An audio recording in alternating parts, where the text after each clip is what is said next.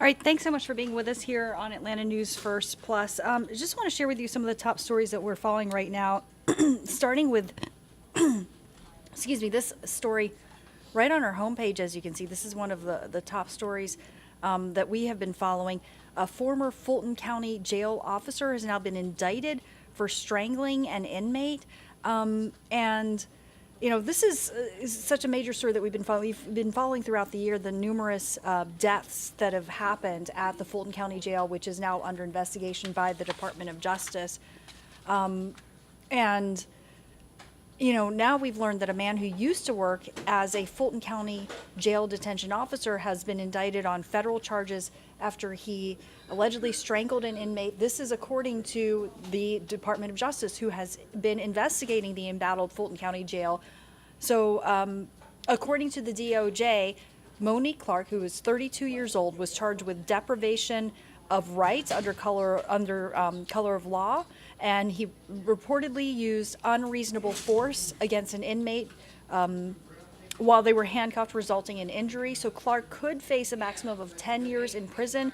Again, these are just charges. This is an indictment, not a conviction, and so there would have to be a trial process. But according to the DOJ, a federal judge is going to determine his sentence here, and the maximum prison sentence could be 10 years in prison for this particular charge. But certainly a disturbing new development here. We have, of course, been following the conditions at the Fulton County Jail, where numerous inmates, at least 10 inmates, have been found dead since the start of this year, and we're only in the 9th month of the year, so that is more than one a month.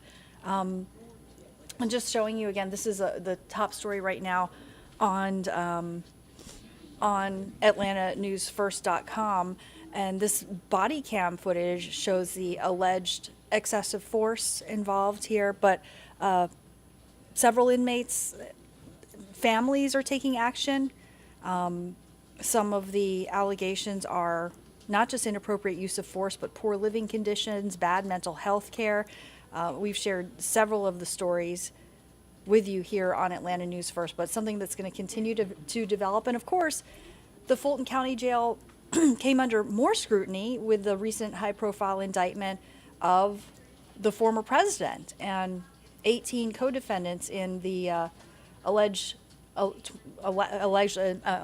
election interference case based out of Fulton County here, where Mr. Donald Trump, former president, and other high-profile individuals, including his former attorneys, Kenneth Chesborough, Rudy Giuliani, Sidney Powell, actually had to go to the Fulton County Jail and turn themselves in. So, it's certainly been under a lot of scrutiny, and one of the defendants actually spent the night in jail, who was involved with Black Voices for Trump. It's a major story we're going to keep following here on Atlanta News First and AtlantaNewsFirst.com. I also want to let you know about some of the other top stories that we are following as well on our website. Here's a positive story for you, that Good Samaritans stopped a man from suicide on an Atlanta highway, according to police. So it's nice to be able to share these positive stories, but Atlanta police are thanking these two Good Samaritans and police assistants after a man was saved from basically attempting suicide on a busy Atlanta highway. And it happened apparently earlier this month on September 4th around 2:30 in the morning, and the man was dangling from a highway overpass. So that was just near Donald Lee Hallwell Parkway, and apparently these two concerned bystanders then called 911, and then an officer showed up. Apparently the man threatened to jump, but eventually, through just kind of showing what's described as a lot of patience and empathy, they were able to calm the man down, and his life was saved. But just a certainly a reminder that if you need help or someone who does, the Suicide and Crisis Lifeline is at 988, so that is a resource to use. And Atlanta police thanking those Good Samaritans for stepping in and stopping this individual from trying to take his own life. And if you see, we've just updated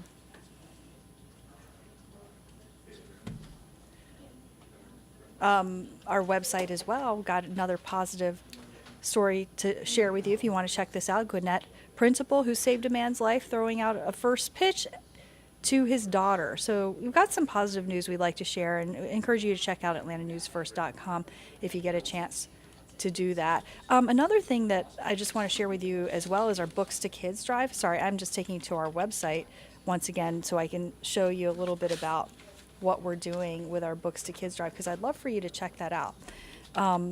Because here at Atlanta News First, we have been able to provide books to children in need.